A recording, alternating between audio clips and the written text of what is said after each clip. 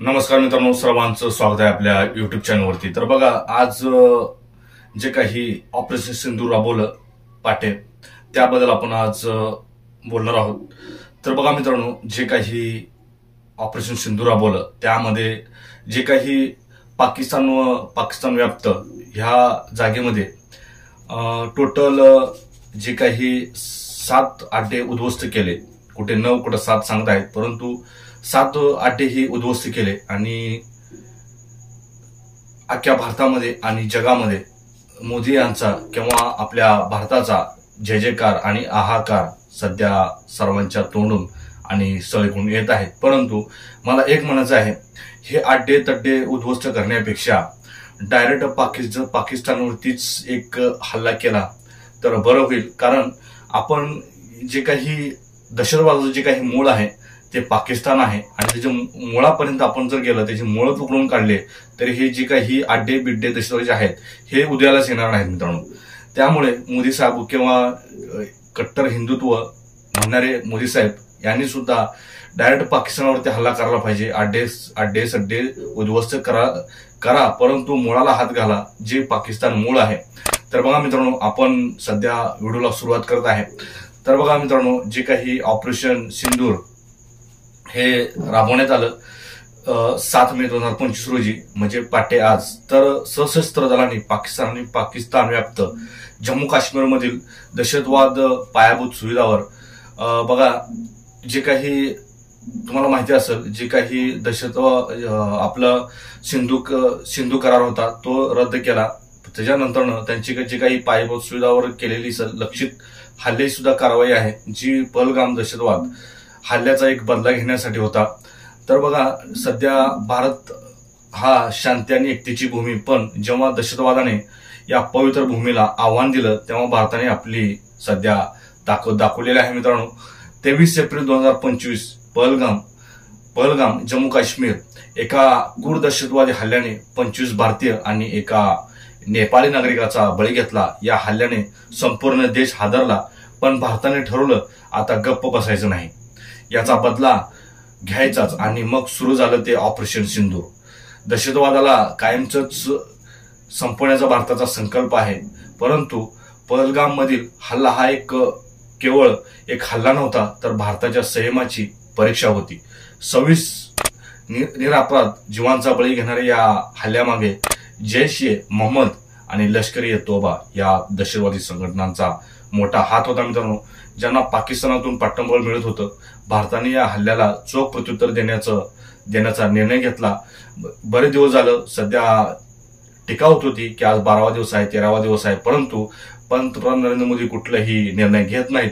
परंतु पंतप्रधान नरेंद्र मोदी आणि संरक्षण मंत्री राजनाथ सिंह यांच्या नेतृत्वाखाली भारतीय सशस्त्र दलांनी एका अभूतपूर्व कारवाईची योजना आखली, ती म्हणजे ऑपरेशन सिंधूर। 1 मे 2025 रोजी भारताने 1960च्या सिंधू जल कराराला स्थगिती दिली, ज्याने पाकिस्तानला नदीच्या पाण्याचा मोठा वाटा मिळत होता। ही एक राजनीतिक चाल होती ज्याने पाकिस्तानवर दबाव वाढवला, पण खरा दणका म्हणजे जे काही 7 मे 2025 रोजी आला, तो म्हणजे आज, जेव्हा भारतीय लष्कर आणि नौदल आणि हवाई दलाने एकत्रितपणे ऑपरेशन सिंधूर हे राबवलं। हे मात्र तुम्ही लक्षात ठेवा, या तिन्ही आपल्या नौदलाने, जे काही लष्कराने, हवाई दलाने, सगळ्यांनी एकजूट दाखवली आणि हा दणका चांगला पाकिस्तानला दिलेला आहे। आणि बघा, 7 मे 2025 पहाटे 1:28 ते 1:51 अवघ्या या 23 मिनिटांमध्ये भारतीय सशस्त्र दलाने पाकिस्तान व्याप्त काश्मीरमधील 9 दहशतवादी तळावर अचूक हल्ले केले। हे हल्ले इतके सुस्पष्ट आणि नियंत्रित होते की एकाही पाकिस्तानी लष्करी तळाला लक्ष्य केलं गेलं नाही मित्रांनो। कारण का, जर हे दहशतवाद संपवत असेल, कारण का बघा, हे जे काही आपले भारतीय हवाई दलाच्या रायफल आणि सुखोई 30 आणि जॅग्वार विमानाने, तसेच ड्रोन आणि अचूक क्षेपणास्त्राने दहशतवादी तळ उद्ध्वस्त केले आहेत। बघा मित्रांनो, जे काही स्पर्धा परीक्षा जे काही करणारे विद्यार्थी आहेत त्यांनी सुद्धा लक्षात ठेवा की कुठल्या विमानाने हल्ले केले आहेत, सुखोई 30. तर बघा, कुठे उद्ध्वस्त केले तर कोटली, मुजफ्फराबाद आणि बहावलपूर येथील दहशतवादी तळावर हल्ले झाले। भारतीय सैन्याने जैश-ए-मोहम्मद आणि लष्कर-ए-तैयबाच्या वरिष्ठ नेत्यांना लक्ष्य केलं, ज्यांनी पहलगाम हल्ल्याची योजना आखली होती। या कारवाईत कोणतेही भारतीय जवान जखमी झालेला नाही मित्रांनो, हे एक चांगली बाब आहे आणि भारताने आपली ताकद आणि संयम दोन्ही दाखवून दिलेला आहे। त्याच्यावर पाकिस्तानी चांगला धडा घ्यायचा आहे। हा एक टेलर आहे। जर तुम्हाला पिक्चर बघायचा असेल तर खूप मोठ्या पिक्चर बघितला तर तुम्हाला पळती भुईत म्हणजे थोडे होऊन जाईल। तर हे ऑपरेशन सिंदूरने जगभरात खळबळ माजवली आहे। संयुक्त राष्ट्राचे सरचिटणीस अँटोनियो गुटेरेस यांनी भारत आणि पाकिस्तानला संयम राखण्याचं सध्या आवाहन सुद्धा केलेलं आहे।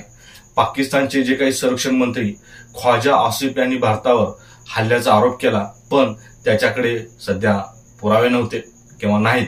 दुसरीकडे भारताने स्पष्ट केलेलं आहे की ही एक कारवाई दहशतवादाविरुद्ध होती। ही भारताने चांगली मोठी गेम खेळलेली आहे, चांगला दणका तर दिलेला आहे, परंतु ही कारवाई दहशतवादाविरुद्ध होती, ही पाकिस्तानच्या सैन्याविरुद्ध नव्हती, असं सध्या संयुक्त राष्ट्र आणि बाकीच्या सुद्धा देशांना या भारताने आपल्या दाखवून दिलेलं आहे मित्रांनो।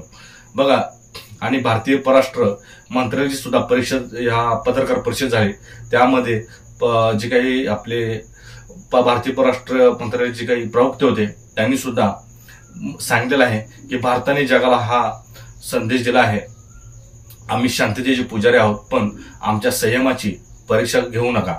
पहलगाम हल्ल्याचा बदला घेताना भारताने दहशतवादाविरुद्ध आपली कठोर भूमिका दाखवलेली आहे मित्रांनो।